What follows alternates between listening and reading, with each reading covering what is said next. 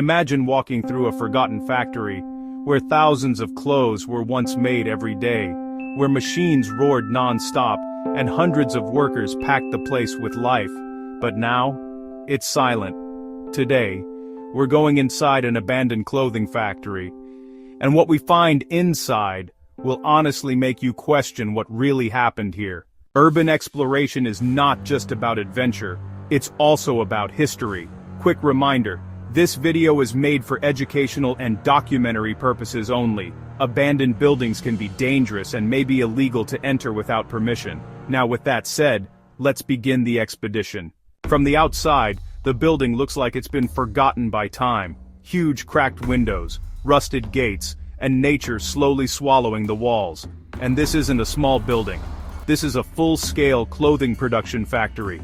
Years ago, this place produced uniforms, jackets, jeans, and possibly for major brands. But one day, it all stopped.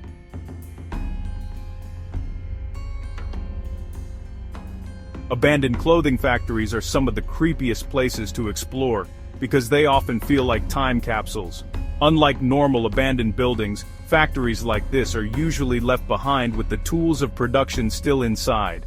Sewing machines, cutting tables, patterns, thread, sometimes even unfinished garments. And what makes it even more unsettling is that many of these places don't look like they were slowly shut down. They look like they were abandoned suddenly, as if workers simply stood up and never returned. In some famous cases, entire factories were found with machines still threaded and clothes still stacked. Other abandoned clothing sites even became shelters, where leftover jackets were used for bedding. Or where fabric was taken by art students as supplies. And beyond these forgotten buildings, there's a darker reality. Fast fashion creates enormous textile waste. In places like Chile's Atacama Desert, mountains of discarded clothing have been found dumped, showing just how much fashion is produced and thrown away.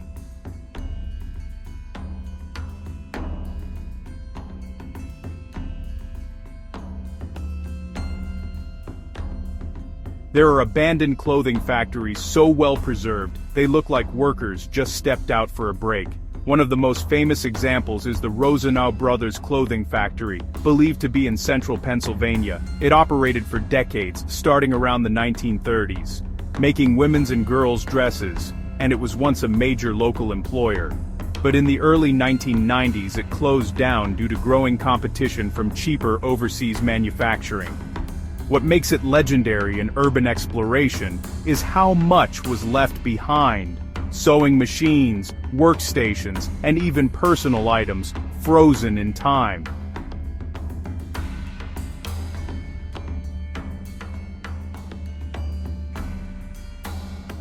Another well-known example is the Lebo clothing factory in Baltimore. Once part of America's manufacturing era, it later became one of the city's most famous abandoned industrial sites, documented by urban explorers even in the late 2000s. Its decay reflects a bigger story in Baltimore. Population shifts, disinvestment, and the collapse of local manufacturing, leaving many buildings empty and forgotten.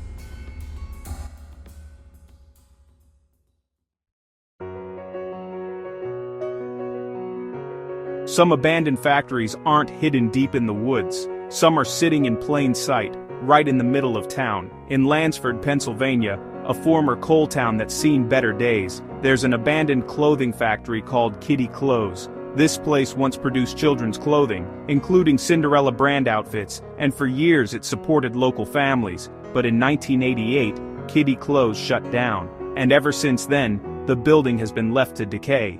Ironically, just a few steps away from the town's football stadium. Today, it stands like a reminder that when an industry dies, sometimes an entire town starts fading with it.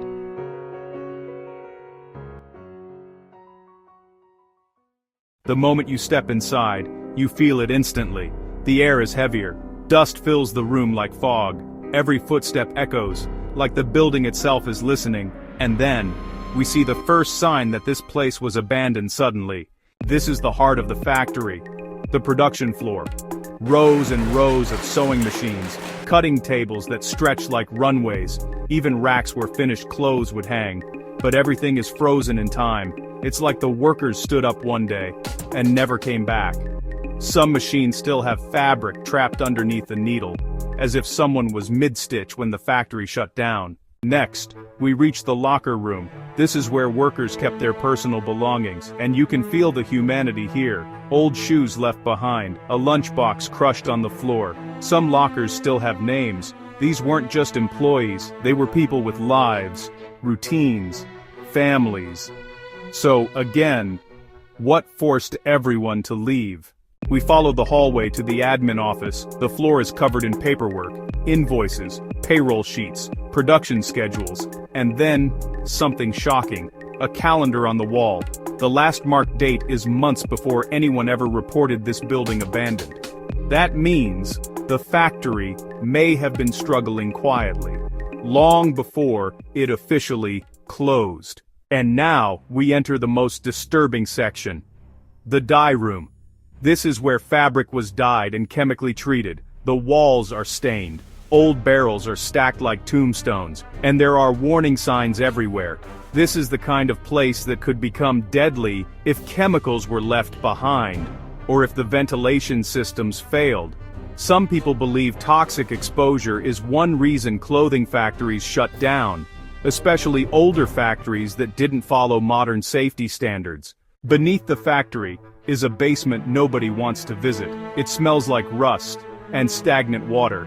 There are pipes everywhere, and the sound of dripping water echoes like footsteps. The deeper we go, the colder it gets. And then, something moves. At first we think it's an animal, but we're not completely sure. At the far end of the basement, we find something that doesn't belong, a mannequin head, sitting alone in the dark. In a factory like this, mannequins are normal. But down here, it feels intentional, and behind it,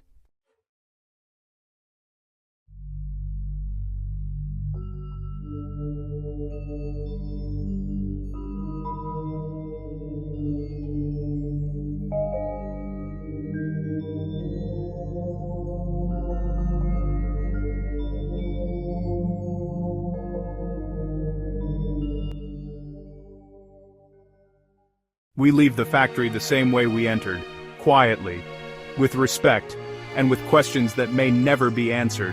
Buildings like this aren't just ruins, they're memories. A reminder that industries rise, people work, dreams happen, and then one day, it's gone.